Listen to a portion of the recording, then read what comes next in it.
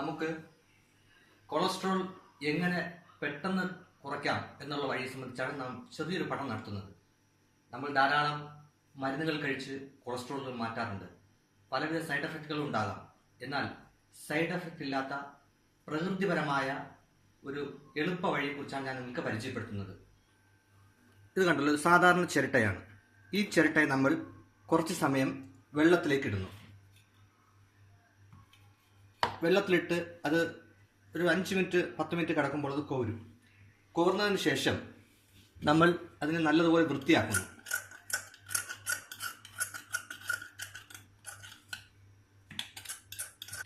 വൃത്തിയാക്കിയതിന് ശേഷം നമ്മൾ ഇതുപോലെ ചെറുതായിട്ട് ഉടയ്ക്കുന്നു.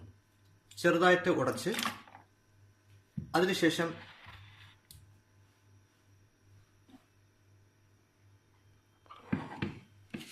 ഇത് നമ്മുടെ പേരയിലയാണ്, പേരക്കയുടെ ഇല. ഇതിന് തെക്ക് ഭാഗത്തൊക്കെ പേരക്കയുടെ ഇല എന്ന് പറയും. അതിൽ വടക്ക് ഭാഗത്ത് ഇതിന് മറ്റൊരു പേരുണ്ട്. എന്തായാലും പേരക്കയുടെ ഇലയാണ്. അതിനെ കഴുകി വൃത്തിയാക്കിയതിന് ശേഷം നാം ഇത് രണ്ടും കൂടെ നമ്മൾ എന്ത് ചെയ്യുന്നു, വെള്ളത്തിലേക്ക് ഇടുന്നു. വെള്ളത്തിൽ, അതായത് ഒരു പാത്രം, ഏറ്റവും നല്ലത് മൺപാത്രം കിട്ടുകയാണെങ്കിൽ അത്രയും നല്ലതാണ്. ആ മൺപാത്രത്തിലിട്ട് ഈ വെള്ളത്തെ നല്ലതുപോലെ തിളപ്പിക്കുക. അങ്ങനെ വെള്ളം നമ്മൾ അടുപ്പത്ത് വെച്ച് ചിരട്ട പൊട്ടിച്ചിടുകയാണ് ഇതിനകത്ത് വെള്ളത്തിൽ.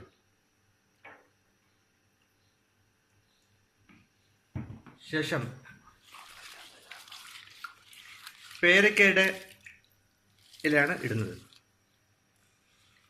ഏറ്റവും നല്ലത് മൺപാത്രമാണ്. പക്ഷെ നമുക്ക് മൺപാത്രം ലഭിക്കാത്തത് കൊണ്ട് മാത്രം ഈ സ്റ്റീലിൻ്റെ പാത്രം വെച്ചതേ ഉള്ളൂ. ഏറ്റവും നല്ലത് മൺപാത്രമാണ്. ഇപ്പോൾ വെള്ളം തിളച്ചു കഴിഞ്ഞു. ഈ തിളച്ചു കഴിഞ്ഞാൽ ഒരു 10 മിനിറ്റ് തിളയ്ക്കുന്നത് നല്ലതാണ്. വെള്ളം നല്ലതുപോലെ വെട്ടി തിളയ്ക്കുക. അതിനുശേഷം ഓഫാക്കി വയ്ക്കുക. അത് വെള്ളം തിളച്ച് കഴിഞ്ഞതിന് ശേഷം ഓഫാക്കിയതിന് ശേഷം ആറുക. ആറിയതിന് ശേഷം നമ്മൾ ദിവസം ഒരു 3, 4, 5 ഗ്ലാസ് വെള്ളം കുടിക്കുക. ഈ വെള്ളം കുടിക്കുമ്പോൾ നമുക്ക് നല്ലതുപോലെ മൂത്രമൊഴിക്കാൻ പറ്റും. നല്ലതാണ്.